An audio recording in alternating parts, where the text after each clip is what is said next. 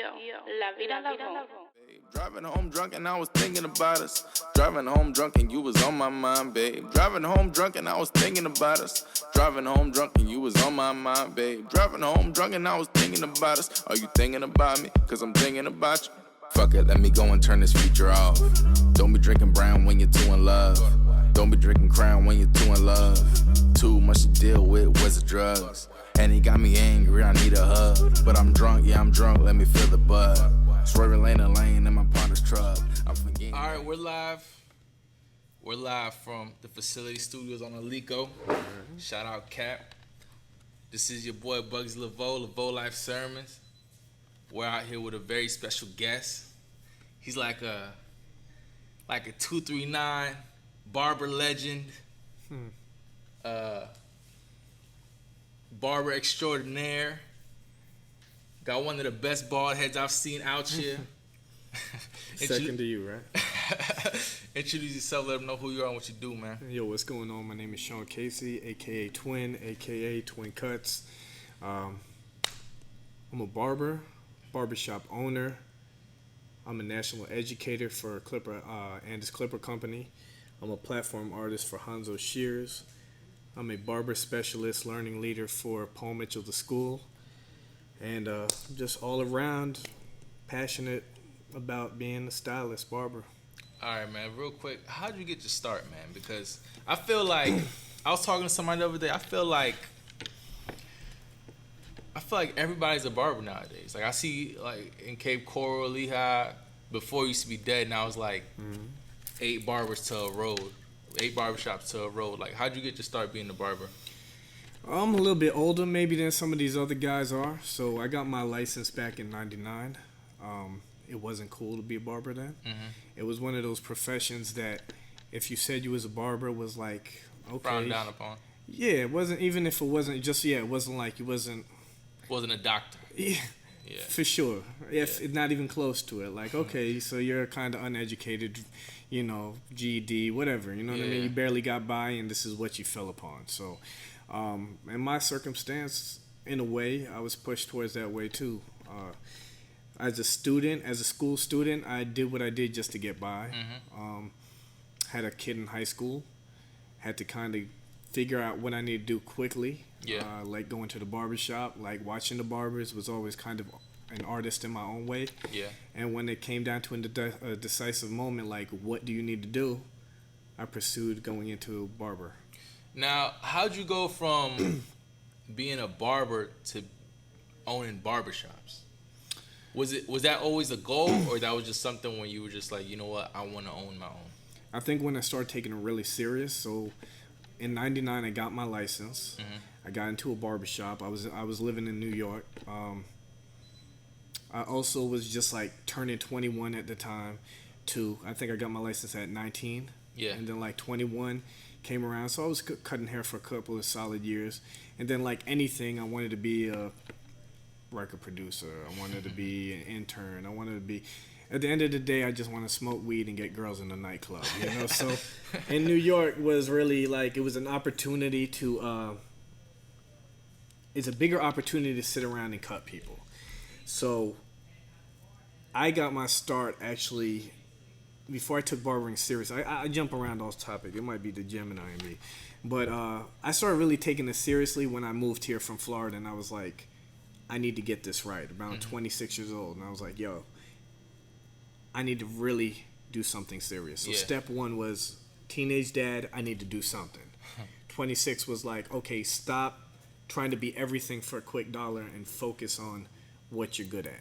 And that's what I was good at, so I moved forward with it. Is that why you used to do, because they told me you used to do like, I think like an open mic back in the day or something like that? Because you were trying to get into like the music producer or A&R thing? Right, well, I worked for a company called Rawkus Records back in the day. Damn, that's old. And Lyricist Lounge. And actually, Lyricist Lounge is coming back, so here's a little plug for my boy Anthony. But in 2001, they were dropping Lyricist Lounge Volume 2. They had a hit single called Oh No by Mos Def, Pharoah Monch, and Nate Dogg. I was like, oh no, Yeah, I think didn't Nori have a song called "Oh No" or something like He's that? had something like that, but if you listen to it, be Most Def, Pharoah Monch, "Oh No." When you listen to it, Rottweiler did the beat. Well, they were pretty. It was a big stage back in the Lyricist Lounge was like an open platform for Eminem. Yeah. 50 Cent. Even before that, Foxy Brown, Biggie. When I think Candace was in there too, right? Huge part of it. When Puffy introduced Bad Boy, he did it at a Lyricist Lounge party with Biggie. Okay. Right, so it extended all the way to an MTV show. Mm-hmm. So there was even an MTV show that did skits where it was like rhyme skits, improv. So during that time, it was really popping. Well, one of my clients, when I was cutting hair, he came up to me. I worked in a barbershop called Astor Place in Lower Manhattan. Literally 90 barbers, 3 stories. Downtown Manhattan. So it was like a building full of barbers. Building, 3 stories. Everything was done. Rundown little spot. Pictures from everybody who's ever came in. You're talking about 1980s Mets, Darryl Strawberry, Doc Gooden, Mike Tyson, all the way to, we're talking about 2001. I remember me cutting Spike Lee, cutting Ray Allen when the Bucks were playing the Knicks. Yeah. But then there was I had a Nokia phone back then, so I couldn't take pictures and stuff like that, and we had the wind-ups. But this place, everybody filtered in and stuff like that. So that's why you started doing it down here, kind of like a Lyricist Lounge type of... Yeah, exactly. So I cut this guy in. He's seen like Tupac on my window, or on my mirror, I mean. Yeah. So he's like, yo, I'm going to sit with you, because there was so many barbers. There was a lot of Russian guys. There was a lot of like... Yeah. Bougie guys. Yeah, some gay guys, some Moroccan guys. Then you got like your hood guys, and then you had everybody. So like, I was that kid, young, knew how to do fades. The guy looked at it, seen that, sat down, cut him a few times. He's like, yo, I own the Lyricist Lounge. I want you to come out to this party. Came out to the party. Our friendship grew from there. That's where I was like, yo, I just want to go out and party and stuff like that. But I was out there. I was hitting all these big time parties. If you just Google all these open mics, and it even got bigger. Big Daddy Kane, Alicia Keys, everybody was doing like hosting, and it was dope time. Till like I was getting old. I even through them I wanted to be a record producer. That's what I was like. Me and one of the guys who was an engineer there, we kind of did a public access TV show called Real to Real, and we would go around and we interviewed Dame Dash and Mace and Loon and man, the list goes on. I'm just a lot of Harlem cats right in that mix, but it was that kind of show. It was public access. We interviewed, we showed some music videos and whatever. But it was no money. Like, I just seen my time going by. Yeah. And I had to buckle down and, like, get to reality. Like, am I really going to be... You needed some money coming in. Yeah, for sure. Money was good. Then the company kind of had its issue and everything would just kind of fall out. So I was like, yo, I got to find out what I need to do. Mm-hmm. So my son was actually living in Florida the first 6 years. And I was living in New York his first 6 years. So right at birth, he was in Florida and I was in New York. So then I was just like, yo, I got to make this move. I need to be a better father. Sacrifice, do whatever I need to do, buckle down and figure it out. And in that my mind, I said I need to give myself a 5-year plan. And 5-year plan was become a shop owner. Damn. So now you got 3. And I got 3. Now you got 3. And it wasn't easy. I mean, you figure I left New York, $3,500 in debt, bad credit score. I picked up everything in my bedroom. That's all I could have. I picked up a rental car, not even a moving van, just an enterprise renting car, and drove from New York to Florida. Hunched over, drove all the way down, worked in a barbershop called Platinum Creations, which was on 41, like kind of across from Hooters, tucked in the corner. Some guy named Rodney Jackson, a friend of mine from high school named Rodney Jackson, gave me an opportunity to work there. Mm-hmm. So, unfortunately, he passed away a year later. So when he passed away, it kind of put me in a position of like management and stuff. Yeah. So I was kind of grabbing all these tools, and what was weird about it was... Now, is it true that barbers are like some of the most hardest people to like manage? I guess some people are set in the ways, but isn't that like in any profession? Yeah. Some people that are kind of trained wrong in their own ways or something like that, they get stuck in their own mold and stuff. So depending on what their early life is, or whatever their early experiences are molding them into the person they are. So I was like that. I wasn't the person you see today. Like that guy you was cutting in New York. I wasn't.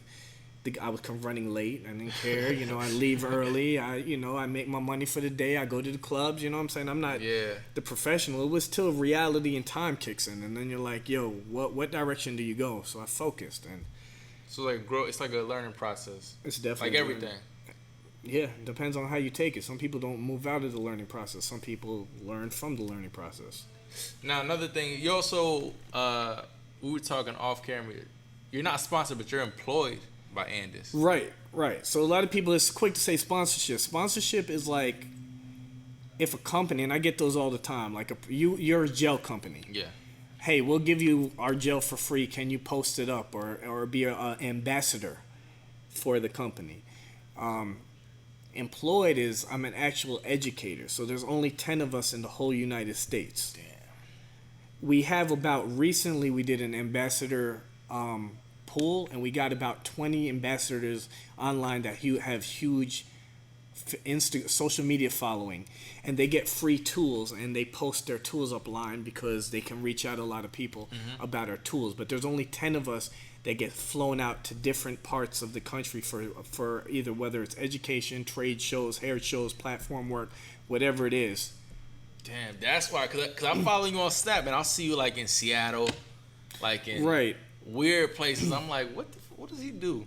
And then we have a team in Europe too. So we have a UK team that's probably about 7 strong, maybe like 4 in England, like 3 in Italy. Yeah. So we're growing more in that outer market as well. So is Andis a small company or no? big? It's a big global company.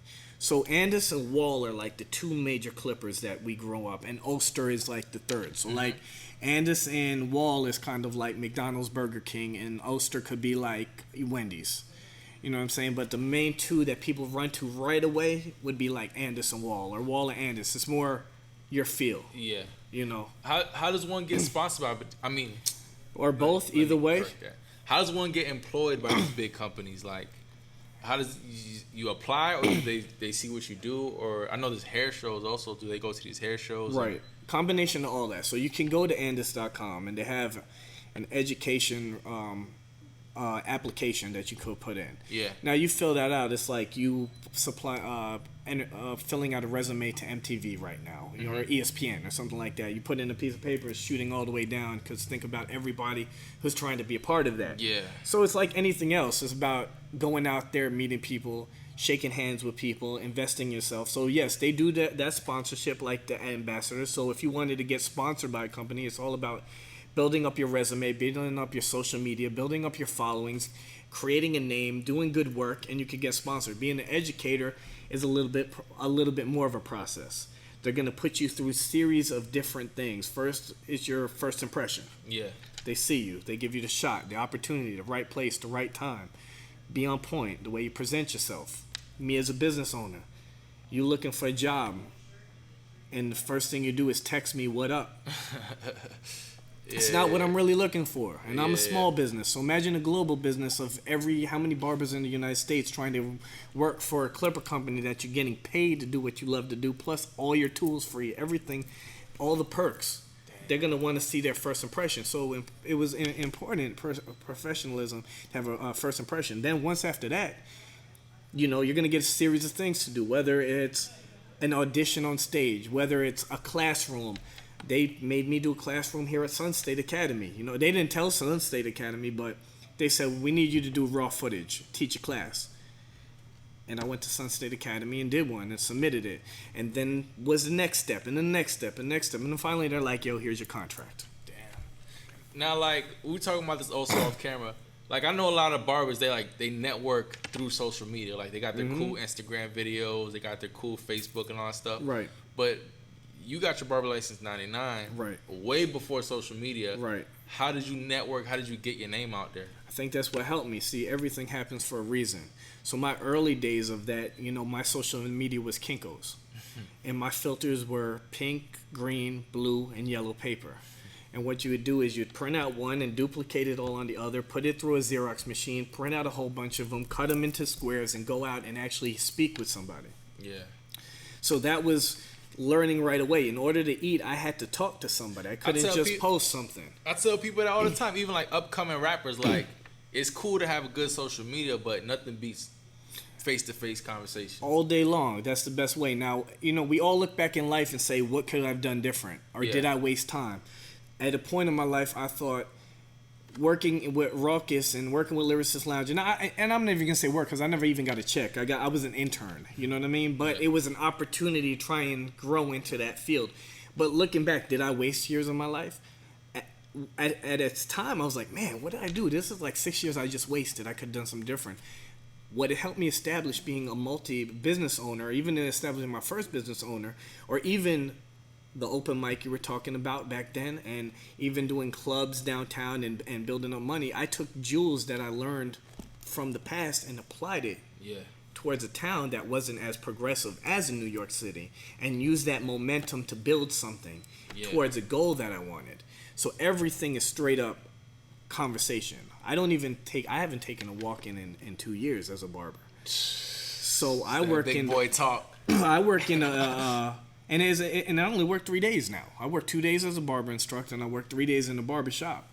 And my word of mouth is I get new clients because I'm recommended from other people. Mm-hmm. But how I get new clients is like I don't have to go out and say, hey, you looking for a haircut?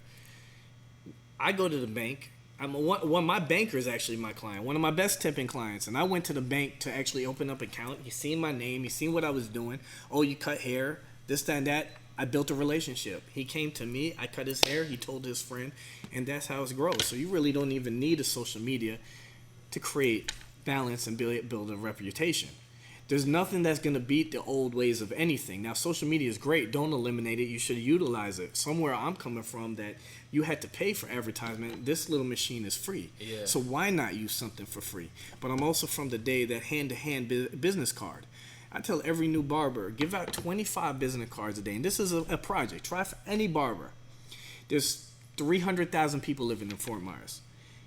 You don't need to compete with any barber. You don't need to compete with me. And there's a lot of good barbers here in Fort Myers. Why I never looked at competition or anything like that is because not all of us can cut everybody. It's limited. I don't want to even cut anybody. I used to cut 20-something plus a day. I'll cut 12, but everybody giving me triple the worth that I did back in the day. Yeah. So here's the experiment I give to every barber. Give out 20. First of all, go old school. Get yourself a business card. Mm-hmm. Give out 25 each day to a different person. Do that for 3 months. If 20 out of 25 people each day, only 2 come back to you, in 90 days, you'll have a full book. Damn. Just like that. Now, if you see my posts, you follow me on Instagram. I never cut your hair before like that. You've seen that I do good work and stuff like that. You probably tied down with your barber and whoever it is. You got that loyalty or whatever. You have that comfortability with your barber and stuff like that. So you know that I'm a good barber. But there's a difference. You've probably seen me and the 7 other or 12 other. How many good barbers there are out here? You're probably familiar with all of them. Yeah. But there's a difference that if I bumped into you somewhere, we ain't meet before, and I spoke to you, say, hey, how you doing? What's your name? My name is Sean. I moved to the area. I'm new to this area. I'm working at this barbershop. I like to give you a haircut. This is what I do. I'm trying to build up my clientele. First time I cut you for $10. After that, these are my prices. Would you like to give me a shot? Damn. That conversation right there has built some type of trust between us, some type of relationship that is more than you just liking my photo. So why not? Why not give them a try? This man just broke it down. How do you feel about barbers that charge $5 to cut hair in like a garage or something like that? Right, and I know we said this a little bit off camera and stuff, and I probably said a little bit more fluently, but I'm gonna kind of retrace and say how I was saying. I don't think that really affects us because if you go out and buy a $5 plate of food, would you not go to Ruth Chris? Right, if you got the money, you're gonna go to Ruth Chris. Yeah, and you're still gonna hit up the other spot as well. So as a barber, it's all about self-worth. I don't think when you first get in the barber game, you become Ruth Chris. You have to start as a $5 plate of food from the food truck. But the more time that you invest in yourself, you create worth for yourself. You can build up to Ruth Chris. Now, Ruth Chris never will go out of business, and neither will the $5 food truck. They're going to stay consistent. It's just the people that you're dealing with every day. Who you target. Right. So the more you build for yourself, that's who you're going to target. There's so many people. So you cut hair for $5 and I'm cutting hair for $30. We're not going to hurt each other. So it's enough room for everybody to eat. Pretty much. Really is. Yeah, I believe so. Now, wrapping up, what's something you like to tell people out there watching? Whether it's advice or you just want to vent or you just want to... Just do everything with passion. If you do it for money, it's going to be a short road for you. If you do it with passion, money will come. So that's regardless anything. Like me, my number one thing, when anybody asks me, what do you do? I confidently can say I'm a barber. Now we sit down and we talk. We can talk, and you get to know me, and you ask about my resume. Mm-hmm. That barber extends into a lot more. Barbershop owner, national artist, platform artist, educator, school, and all that. So that's where the passion flows. That's where it all comes in. So knowing yourself, knowing your identity, and staying positive and passionate about what you do. Everything you do, put some passion in it. Will fall in. But if you chase it, I know a lot of people look at what I do or look what anybody does that's making money, and even if it looks like it's appearing to make fast money, I want to do that because the money's good. Yeah. As soon as their day is not working or their struggle, they're going to quit. But when you love something and you're down and out, you never stop. You'll never quit. Damn. I feel like I just got lectured, like the lecture of my lifetime or something. But all right, man. This is your boy Bugsy Lavoe. All right. Appreciate you guys for rocking with us. And driving home drunk, you was on my mind, babe. Driving home drunk and I was thinking about us. Are you thinking about me? Cause I'm thinking about you. Fuck it, let me go and turn this feature off. Don't be drinking brown when you're too in love. Don't be drinking crown when you're too in love. Too much.